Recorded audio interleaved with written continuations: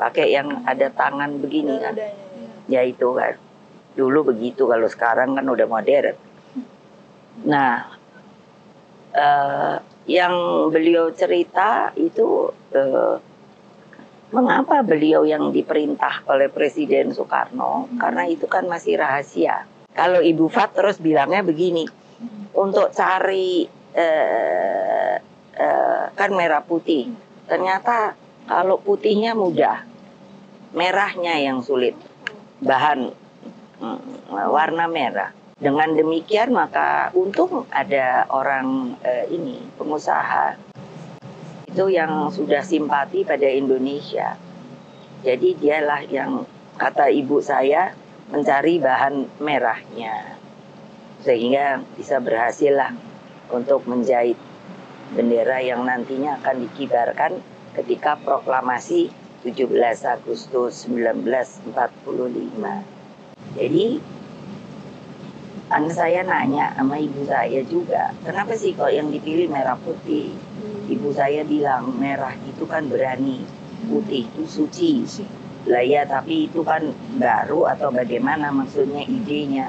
Ternyata itu kan dari sejarah kita juga, dari ribuan tahun. Kita rupanya sudah mulai ketika ada namanya matahari dan bulan, jadi kan kelihatan mungkin warnanya, tapi saya juga mikir matahari kan gak merah ya, bulan juga enggak, tapi ya itulah mungkin ya zaman dulu melambangkannya. Lalu kan ada namanya waktu zaman Majapahit itu namanya umbul-umbul. Jadi kalau umbul-umbul begini bentuknya, jadi kayak segi apa ya, begini. Segitiga? Ya, tapi panjang gitu. Namanya umbul-umbul. Jadi ini dipakai dengan bambu atau apa. Itu namanya kan umbul-umbul gula kelapa. Gulanya bukan gula pasir. Gulanya gula merah. Kalau zaman dulu mana ada gula pasir. Yang udah bisa jadi itu gula merah. Itu kan merah memang. Kan namanya kayak diberi nama gula merah. Lalu kan kalau kelapa kan memang putih toh. Nah itu simbolisnya begitu. Jadi itu sudah lama ya. Makanya mengapa terinspirasi Bung Karno. Ibu, mau nanya nih, gimana sih penyelamatan Sangsaka Merah Putih setelah proklamasi? Oh iya itu memang. Jadi waktu pindah ke, jadi waktu itu presiden kan belum tinggal di istana. Jadi kan sudah dilantik presiden Bung Karno, wakil presidennya Bung Hatta. Nah tempatnya itu di Pegangsaan Timur, tempat resmi tinggal presiden. Jadi waktu ngungsi saja itu di belakang Pegangsaan Timur, nanti kamu pergilah ke situ. Itu ada jalan kereta api. Jadi ngungsinya di situ. Naik kereta ngungsi ke Jogjanya. Nah waktu itu Bung Karno berpikir kalau ditangkap bagaimana. Padahal harus menyelamatkan bendera pusaka. Dulu ada namanya Pak Mutahar. Dia itu guru kepanduan saya.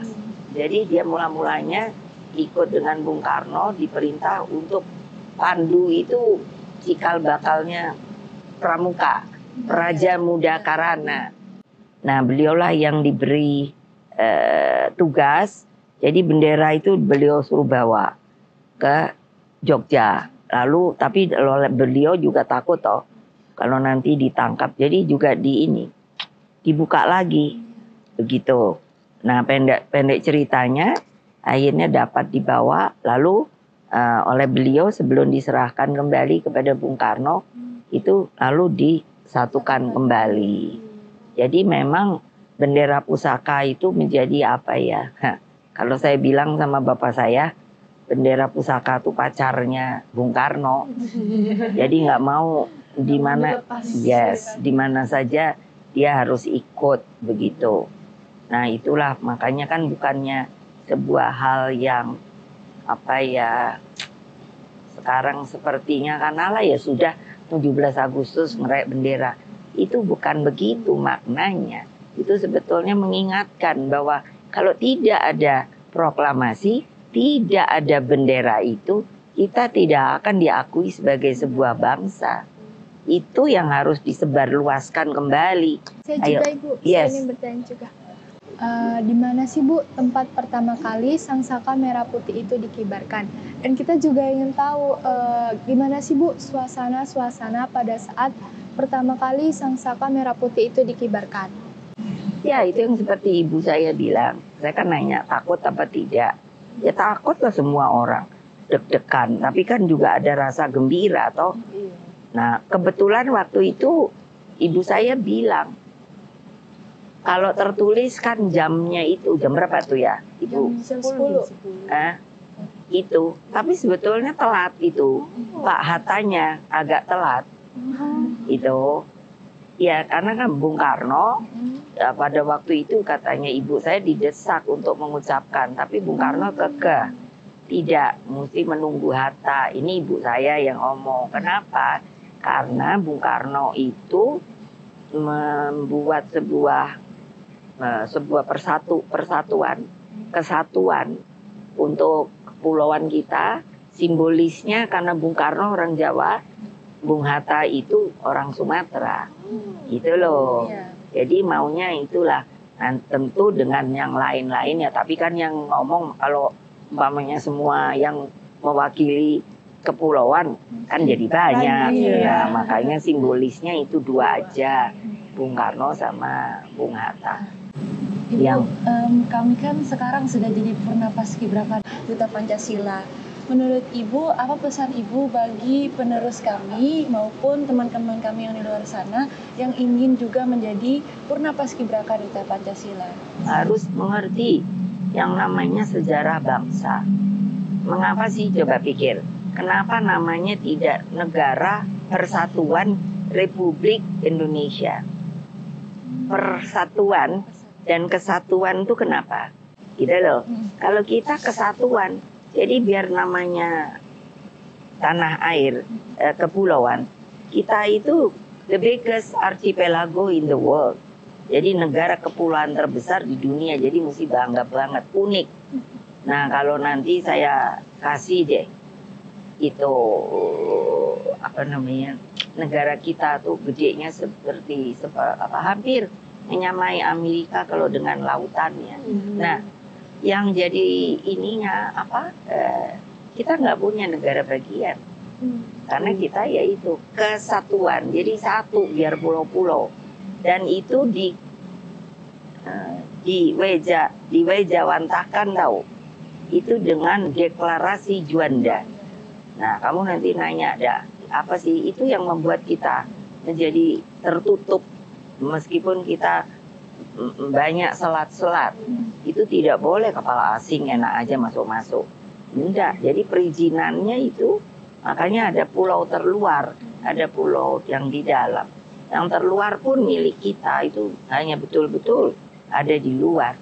Itu yang sungguh luar biasa, namanya itu diperintah Pak Juanda waktu itu kan Perdana Menteri. Kita pernah membuat Republik ini menjadi race yang namanya Republik Indonesia Serikat, tapi hanya kayaknya 8 bulan apa bubar sendiri.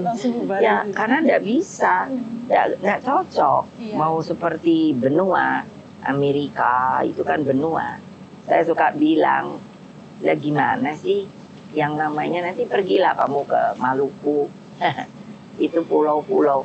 Itu kan dari satu pulau ke satu pulau. Ibu kan udah keliling pulau-pulau kecil. Itu semua kan pakai kapal. Terus saya paling 1 kilo umpamanya. Saya suka nanya, kamu mau berenang tiap hari? Dari pulau ini ke pulau ini. Ya apa nggak pingsan? 1 kilo aja kan lumayan loh. Gitu. Itu negara kita loh. Jadi mereka yang hanya tahu jadi orang kota, tolong deh sebenarnya. Maunya saya suruh mereka lihat daerah-daerahnya. Itu masih masuk negara kita.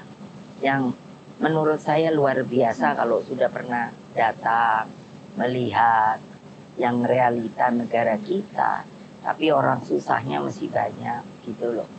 Nah itu tugas kamu nanti. Terima kasih udah memberikan kami kesempatan untuk bertanya dan cerita bersama Ibu hari ini. Oke, ayo. Salam Pancasila. Salam Pancasila, merdeka!